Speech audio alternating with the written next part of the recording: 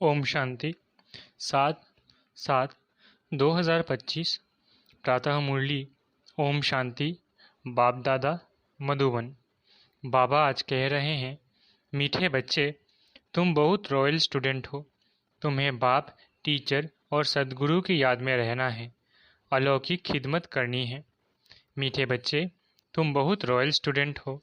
तुम्हें बाप, टीचर और सद्गुरु की याद में रहना है, अलौकिक खिदमत करनी है। प्रश्न: जो अपने आप को बेहद का पाठधारी समझकर चलते हैं, उनकी निशानी सुनाओ। उत्तर: उनकी बुद्धि में कोई भी सूक्ष्म व स्थूल देहधारी की याद नहीं होगी। वो एक बाप को और शांतिधाम घर को याद करते रहेंगे, क्योंकि बलिहारी एक की है। जैसे बाप सारी दुनिया की खिदमत करते हैं, पतितों को पावन बनाते हैं, ऐसे बच्चे भी बाप समान खिदमतगार बन जाते हैं। ओम शांति। पहले पहले बाप बच्चों को सावधानी देते हैं, यहाँ बैठते हो तो अपने को आत्मा समझ बाप के आगे बैठे हो। ये भी बुद्धि में लाओ कि हम बाप के आगे भी बैठे हैं, टीचर के आगे भी बैठे हैं। नंबर 1 बात है, हम आत्मा हैं, बाप भी आत्मा है, टीचर भी आत्मा है, गुरु भी आत्मा है, एक ही है ना। ये नई बात तुम सुनते हो। तुम कहेंगे, बाबा हम तो कल्प कल्प ये सुनते हैं। तो बुद्धि में ये याद रहे, बाप पढ़ाते हैं, हम आत्मा इन ऑर्गन्स द्वारा सुनती है। ये ज्ञान इस समय ही तुम बच्चों को मिलता है, ऊंच ते ऊंच भगवान द्वारा। वो सभी आत्माओं का बाप है, जो वर्षा देते हैं। क्या ज्ञान देते हैं? सबकी सद्गति करते हैं, यानी घर ले जाते हैं। कितने को ले जाएंगे, ये सब तुम जानते हो। मच्छर सदृश्य सभी आत्माओं को जाना है। सतयुग में एक ही धर्म, पवित्रता, सुख, शांति सब रहता है। तुम बच्चों को चित्र पर समझाना बहुत सहज है। बच्चे भी नक्शे पर समझ जाते हैं ना। इंग्लैंड है, ये है, फिर वो याद पड़ जाता है। ये भी ऐसे है। एक स्टूडेंट को समझाना होता है, महिमा भी एक की है, शिवाय नमः, ऊंच ते ऊंच भगवान। रचता बाप घर का बड़ा होता है ना, वो हद के, ये है सारे बेहद के घर का बाप। ये फिर टीचर भी है, तुमको पढ़ाते हैं। तो तुम बच्चों को बहुत खुशी रहनी चाहिए। तुम स्टूडेंट भी रॉयल हो। बाप कहते हैं, मैं साधारण तन में आता हूँ। प्रजापिता ब्रह्मा भी जरूर यहाँ चाहिए। उन बिगर काम कैसे चल सकता है? और जरूर बुजुर्ग ही चाहिए, क्योंकि एडॉप्टेड है ना, तो बुजुर्ग चाहिए। श्री कृष्ण तो बच्चे बच्चे बोल ना सके, बुजुर्ग शोभता है। बच्चे को थोड़ी ही कोई बाबा कहेंगे। तो बच्चों को भी बुद्धि में आना चाहिए, हम किसके आगे बैठे हैं। अंदर में खुशी भी होनी चाहिए। स्टूडेंट कहाँ भी बैठे होंगे, उनकी बुद्धि में बाप भी याद आता है, टीचर भी याद पड़ता है। उनको तो बाप अलग, टीचर अलग होता है। तुम्हारा तो एक ही बाप, टीचर, गुरु है। ये बाबा भी तो स्टूडेंट है, पढ़ रहे हैं। सिर्फ लोन पर रद्द दिया हुआ है और कोई फर्क नहीं। बाकी तुम्हारे मुआफिक ही है। इनकी आत्मा भी यही समझती है जो तुम समझते हो। बलिहारी है ही एक की, इनको ही प्रभु ईश्वर कहते हैं।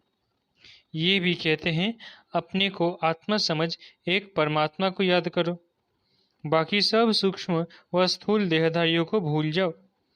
तुम शांति धाम के रहने वाले हो, तुम हो बेहद के पाठधारी। ये बातें और कोई भी नहीं जानते। दुनिया भर में किसको पता नहीं है। यहाँ जो आते हैं वो समझते जाते हैं और बाप की सर्विस में आते जाते हैं। ईश्वरीय खिदमतगार ठहरे ना। बाप भी आए हैं खिदमत करने, पतितों को पावन बनाने की खिदमत करते हैं। राज्य गंवाकर फिर जब दुखी होते हैं तो बाप को बुलाते हैं। जिसने राज्य दिया है उनको ही बुलाएंगे। तुम बच्चे जानते हो, बाप सुखधाम का मालिक बनाने आए हैं। दुनिया में ये किसको पता नहीं है तो सब भारतवासी एक धर्म के। ये है ही मुख्य धर्म। सो जरूर जब ना हो तब तो बाप आकर स्थापन करे। बच्चे समझते हैं भगवान, जिसको सारी दुनिया अल्लाह गॉड कह पुकारती है, वो यहाँ ड्रामा अनुसार कल पहले मुआफिक आए हैं। ये है गीता का एपिसोड जिसमें बाप आकर स्थापना करते हैं। गाया भी जाता है ब्राह्मण और देवी देवता, क्षत्रिय नहीं कहते। ब्राह्मण देवी देवता नमः कहते हैं क्योंकि क्षत्रिय तो फिर दो कला कम हो गए ना। स्वर्ग कहा ही जाता है नई दुनिया को, त्रेता को नई दुनिया थोड़ी ही कहेंगे। पहले पहले सत्युग में है एकदम नई दुनिया। ये है पुराने ते पुरानी दुनिया, फिर नए ते नई दुनिया में जाएंगे। हम अब उस दुनिया में जाते हैं तब तो बच्चे कहते हैं हम नर से नारायण बनते हैं। कथा भी हम सत्य नारायण की सुनते हैं। प्रिंस बनने की कथा नहीं कहते, सत्य नारायण की कथा है। वो नारायण को अलग समझते हैं, परंतु नारायण की कोई जीवन कहानी तो है नहीं। ज्ञान की बातें तो बहुत है ना, इसलिए 7 रोज दिए जाते हैं। 7 रोज भट्टी में रहना पड़े, परंतु ऐसे भी नहीं यहाँ भट्टी में रहना है। ऐसे तो फिर भट्टी का बहाना कर बहुत ढेर आ जाए। पढ़ाई सवेरे और शाम को होती है। दोपहर में वायुमंडल ठीक नहीं होता। रात्रि का भी 10 से 12 तक बिल्कुल खराब टाइम है। यहाँ तो तुम बच्चों को भी मेहनत करनी है, याद में रहे शतप्रधान बनने की। वहाँ तो सारा दिन काम धंधे में रहते हो। ऐसे भी बहुत होते हैं जो धंधा धोड़ी करते भी पढ़ते भी है जास्ती अच्छी नौकरी करने के लिए। यहाँ भी तुम पढ़ते हो तो टीचर को याद करना पड़े जो पढ़ाते हैं। अच्छा, टीचर समझकर ही याद करो तो भी तीनों ही इकट्ठे याद आ जाते हैं। बाप टीचर गुरु तुम्हारे लिए बहुत सहज है तो झट याद आने चाहिए। ये हमारा बाबा भी है, टीचर और गुरु भी है। ऊंच तेऊंच बाप है जिससे हम स्वर्ग का वर्षा ले रहे हैं। हम स्वर्ग में ज़रूर जाएंगे, स्वर्ग की स्थापना ज़रूर होनी है। तुम पुरुषार्थ सिर्फ करते हो ऊंच पद पाने लिए, ये भी तुम जानते हो। मनुष्यों को भी पता पड़ेगा, तुम्हारा आवाज़ फैलता रहेगा। तुम ब्राह्मणों का अलौकिक धर्म है श्रीमत पर अलौकिक सेवा में तत्पर रहना। ये भी मनुष्यों को पता पड़ जाएगा कि तुम श्रीमत पर कितना ऊंच काम कर रहे हो। तुम्हारी जैसी अलौकिक सर्विस कोई कर ना सके। तुम ब्राह्मण धर्म वाले ही ऐसा कर्म करते हो, तो ऐसे कर्म में लग जाना चाहिए, इसमें ही बिजी रहना चाहिए। बाप भी बिजी रहते हैं ना। तुम राजधानी स्थापन कर रहे हो, वो तो पंचायत मिलकर सिर्फ पालना करती रहती है। यहाँ तुम गुप्त वेश में क्या कर रहे हो? तुम हो incognito unknown warriors non violence. इनका अर्थ भी कोई समझते नहीं है। तुम हो डबल अहिंसक सेना। बड़ी हिंसा तो ये विकार की है जो पतित बनाती है, इनको ही जीतना है। भगवानुवाच काम महाशत्रु है, इन पर जीत पाने से ही तुम जगत जीत बनेंगे। ये लक्ष्मी नारायण जगत जीत है ना। भारत जगत जीत था, ये विश्व के मालिक कैसे बने? ये भी बाहर वाले समझ न सके। इस समझने में बुद्धि बड़ी विशाल चाहिए। बड़े बड़े इम्तिहान पढ़ने वालों की विशाल बुद्धि होती है ना। तुम श्रीमत पर अपना राज्य स्थापन करते हो। तुम किसको भी समझा सकते हो विश्व में शांति थी ना, और कोई राज्य नहीं था। स्वर्ग में अशांति हो न सके। बहिश्त को कहते ही है गार्डन ऑफ अल्लाह। सिर्फ बगीचा थोड़ी ही होगा, मनुष्य भी चाहिए ना। अभी तुम बच्चे जानते हो हम बहिश्त के मालिक बन रहे हैं। तुम बच्चों को कितना नशा रहना चाहिए और ऊंच ख्यालात होने चाहिए। तुम बाहर के कोई भी सुख को नहीं चाहते हो। इस समय तुमको बिल्कुल सिंपल रहना है। अभी तुम ससुर घर जाते हो, ये है पियर घर। यहाँ तुम्हें डबल पिताएं मिले हैं, एक निराकार ऊंचते ऊंच, दूसरा फिर साकार, वो भी ऊंचते ऊंच। अभी तुम ससुर घर विष्णुपुरी में जाते हो, उनको कृष्णपुरी नहीं कहेंगे। बच्चे की पूरी नहीं होती, विष्णुपुरी अर्थात लक्ष्मी नारायण की पूरी। तुम्हारा है राजयोग, तो ज़रूर नर से नारायण बनेंगे। तुम बच्चे हो सच्चे सच्चे खुदाई खिदमतगार। बाबा सच्चा खुदाई खिदमतगार उसे कहते हैं जो कम से कम 8 घंटा आत्माभिमानी रहने का पुरुषार्थ करते हैं। कोई कर्म बंधन न रहे तब खिदमतगार बन सकते हो और कर्मातीत अवस्था हो सकती है। नर से नारायण बनना है तो कर्मातीत अवस्था जरूर चाहिए। कर्म बंधन होगा तो सजा खानी पड़ेगी। बच्चे खुद समझते हैं याद की मेहनत बड़ी कड़ी है। युक्ति बहुत सहज है, सिर्फ बाप को याद करना है। भारत का प्राचीन राज्य मशहूर है, योग के लिए ही नॉलेज है जो बाप आकर सिखलाते हैं।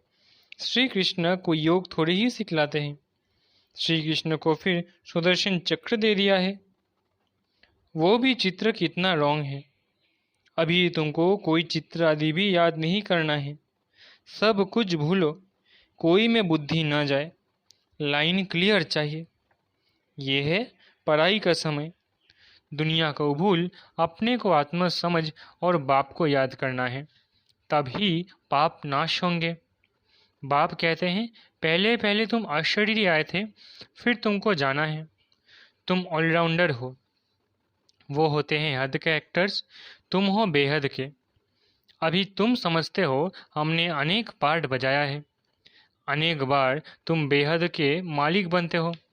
इस बेहद के नाटक में फिर छोटे छोटे नाटक भी अनेक बार चलते रहते हैं। सतयुग से कलयुग तक जो कुछ हुआ है वो रिपीट होता रहता है। ऊपर से लेकर अंत तक तुम्हारी बुद्धि में है मूल वतन, सूक्ष्म वतन और सृष्टि चक्र। बस और कोई धाम से तुम्हारा काम नहीं। तुम्हारा धर्म बहुत सुख देने वाला है।